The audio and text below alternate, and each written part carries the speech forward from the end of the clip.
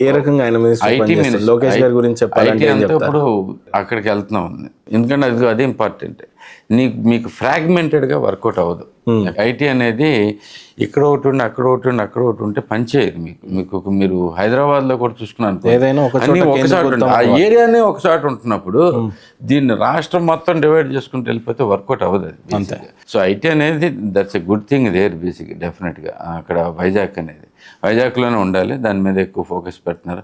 కానీ నా thought process ఒకటి ఉంది, నేను దాన్ని ప్రూవ్ చేద్దామని ట్రై చేస్తాను బేసికల్లీ. ఇప్పుడు ఇంతకుముందు మనకి కరోనా టైంలో వర్క్ ఫ్రమ్ హోమ్ అనే ప్రాసెస్ బాగా పాపులరైజ్ అయిపోయింది.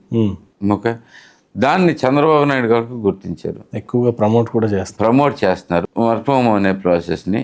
దాన్ని కంపెనీస్ అన్నీ ఇంకా రెడీ అవ్వట్లేదు basically. Frankly IT companies are not, వాళ్ళు ప్రాబ్లంగా చూస్తున్నారు. నేను ఇంకో కాన్సెప్ట్ అనుకుని దాని మీద వర్క్ చేస్తున్నాను. That's how I got this other company. కానీ ఎంప్లాయీస్ అందరూ మాత్రం వర్క్ ఫ్రమ్ హోమ్ కావాలనే కోరికలో ఉన్నారు. వర్క్ ఫ్రమ్ హోమ్ అంటే మనకి ఎలక్షన్ టైంలోనే ఈ టైంలో చూస్తే మొన్నటిదాకా కూడా చాలా అలౌ చేశారు కదా. ఓళ్ళల్లో చాలామంది ఇక్కడ పనిచేసే వాళ్ళు ఉన్నారు, ఇక్కడే కూర్చుని మనకి వర్క్ ఫ్రమ్ హోమ్ చేసుకునే వాళ్ళు. యూఎస్ ప్రాసెస్లు కూడా ఇన్ఫ్లుయెన్స్ జరిగిపోతున్నాయి. అందుకని నేను ఒక కొత్త కాన్సెప్ట్ కోసం ఆలోచించి వీళ్ళందరినీ అడుగుతున్నాను. కొంతమంది బాగా రెస్పాన్స్ అయితే వస్తుంది. I hope I will be successful very soon. అదేంటంటే నియర్ హోమ్. ఏంటి కాన్సెప్ట్? వర్క్ ఫ్రమ్ హోమ్ ఒకటి, near home work from office ఒకటి, near home concept basically.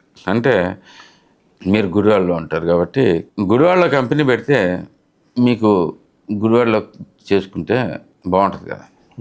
It's hardly Gudivada లాంటి సిటీలో it takes us 5 minutes to 10 minutes to go anywhere. ఎక్కడి నుంచి 5 నిమిషాలు 10 నిమిషాలు మ్యాక్సిమం బేసిక్గా. ఇంటి దగ్గర ఉన్నట్టే ఉంటుంది ఇక్కడ. మధ్యాహ్నం భోజనానికి కూడా వెళ్ళి రావచ్చు, దాంట్లో ప్రాబ్లం ఏమి ఉండదు. As such as that. So ఆ కాన్సెప్ట్ను ప్రమోట్ చేసుకుంటూ వెళ్దామనే ఉద్దేశంతో ఉన్నాను.